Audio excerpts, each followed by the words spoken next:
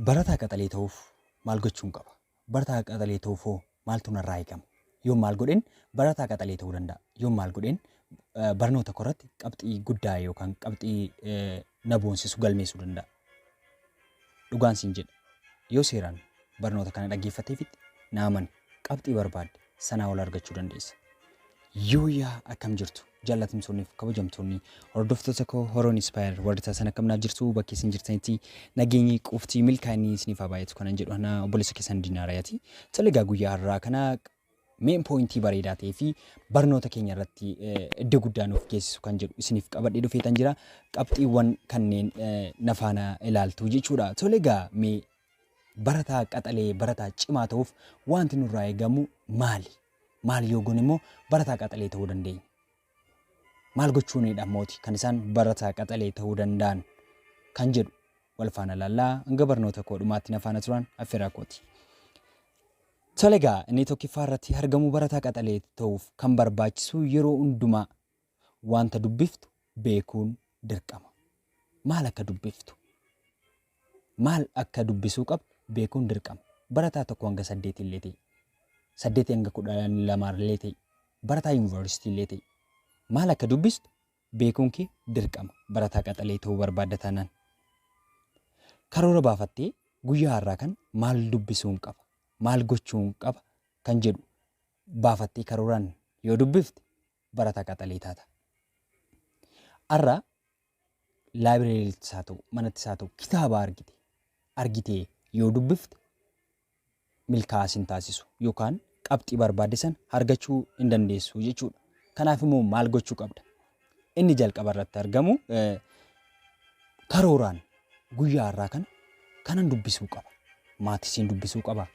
Ingiliffaa, ji'ogiraafiidhaa maal dubbisuun qaba kan jedhu karoorfattee yoo dubbifte sammuun keellee siif gochuu ni danda'a jechuudha.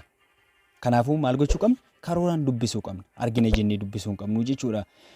Yeroo hundumaa inni lammiffaa irratti argamu yeroo hundumaa manatti illee haa ta'u, laabireeriitti illee haa ta'u, lafa dubbisnu sanatti namni nu jeequ nu bira jiraachuu hin qabu. Yookaan immoo namni waa biraa hojjetu. Fakkeenyaaf nama fiilmii ilaaluu yookaan diraamaa ilaaluu ta'uu yookaan sirbaa ta'uu yookaan tapha kubbaa miilaa nama ilaaluu ta'uu danda'a.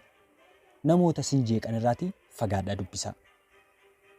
Maaliif yoo jettan attentionii kee yaada keessan si'atuu danda'a waan ta'eef dubbisati hidhatteef san sammuuti dubbisaaf qopheeffatte san waan biraatti si jalaa fe'uu danda'a waan ta'eef. Kanaafuu yeroo hundumaa laabireeriitti illee haa ta'u hiriyyaa duukaa dubbiftu adda baasii beeki. Hiriyyaati duukaa dubbiftudha akkati qabxii bareedaa fidduu kan si taasisu. Nama sin jeeqe ta'uu qaba namati duukaa dubbiftu. Namati duukaa dubbiftu sun nama si duukaa hubatee atillee hubachiistee innillee si hubachiisu ta'uu qaba. Kanaafuu yeroo hundumaa bakkee callisaa ta'e filadhuutii dubbisi.